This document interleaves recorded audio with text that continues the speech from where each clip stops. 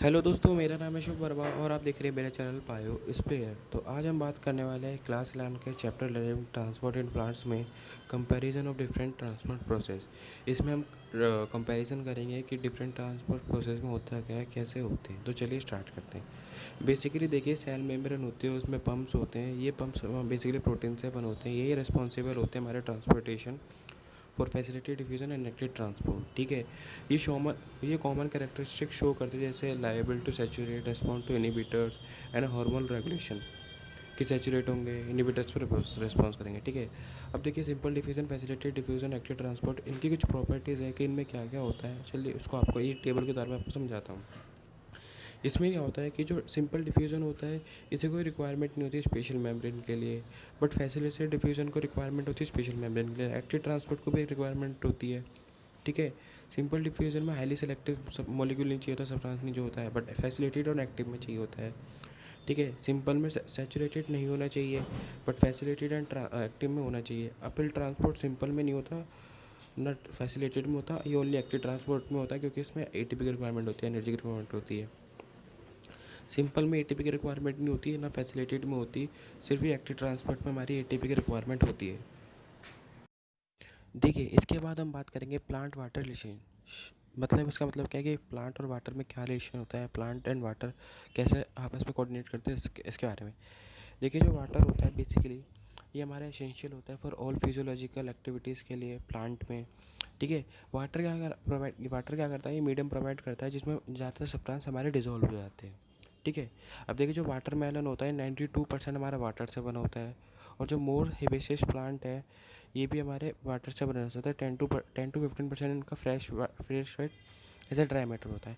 अब देखिए, डिस्ट्रीब्यूशन है जो वाटर होता है हमारा, वो डिफरेंटली होता है। वुड में ज़्यादा होगा, वुड में कम होगा, सॉफ्ट में ज़्यादा होगा, सीड में कम होगा, बट सीड में होता है। देखिए, अब आता है ट्रांसपिरेशन।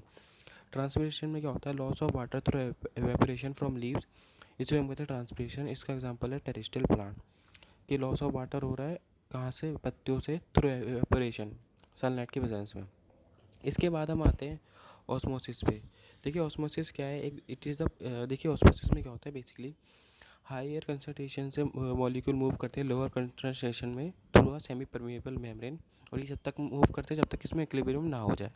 ठीक है। हायर कंसंट्रेशन से लोअर कंसंट्रेशन में जाएंगे। ठीक है। देखिए, इसके जो net net direction rate of osmosis depend करता है हमारे pressure gradient and concentration gradient पे, कि प्रेशर प्रेशर ग्रेडियंट क्या है और कंसंट्रेशन ग्रेडियंट क्या है। देखिए, ऑस्मोसिस हमारा दो टाइप का होता है, एंडोस्मोसिस एंड एक्सोस्मोसिस। एंडोस्मोसिस में क्या होगा, मूवमेंट ऑफ वाटर मॉलिक्यूल्स होगी, वाटर मॉलिक्यूल मूव करेगा, एंटर करेगा into the cell when the cell is place in hypotonic हाइपोट ठीक है। इसके बाद आता है एक्सोस्मोसिस। इसमें क्या होगा, वाटर मॉलिक्यूल्स आउट हो जाएगा, मतलब वाटर मॉलिक्यूल्स सेल से बाहर जाएगा जब उसमें हाइपोटोनिक सॉल्यूशन में रख देंगे।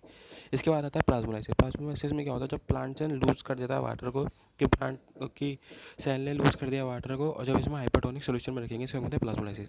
बेसिकली प्लाज्मोलाइसिस क्या होता है, हमारा तीन टाइप का होता है, आइसोटोनिक, हाइपोटोनिक एंड हाइपरटोनिक। देखिए, देखिए, आइसोटोनिक में क्या होगा, जब दो सॉल्यूशन होंगे उनका सेम एस्मोटिक प्रेशर है across the semi permeable membrane.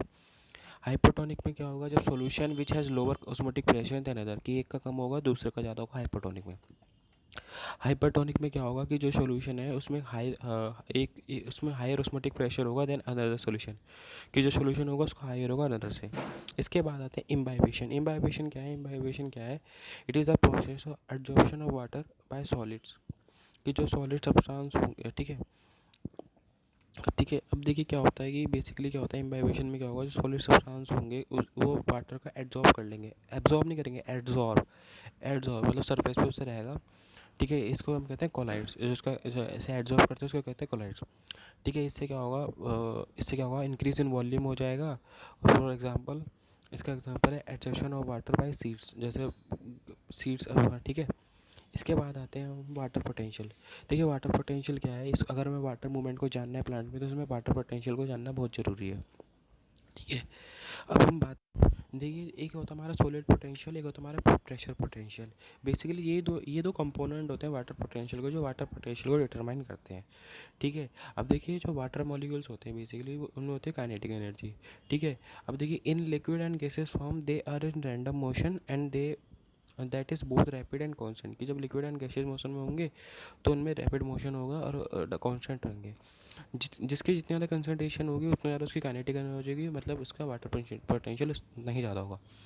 देखिए जब हम एक सॉल्यूशन में सॉल्यूट ऐड कर देते हैं प्योर वाटर में, तो उसमें जो प्योर फ्री वाटर है उसकी कंसंट्रेशन कम हो जाती है, जिससे वाटर की कंसंट्रेशन डिक्रीज हो गई, जिससे हमारा वाटर पोटेंशियल घट गया। इसलिए जो प्योर वाटर होता है उसका वाटर कंसंट्रेशन हमेशा ज़्यादा होता है।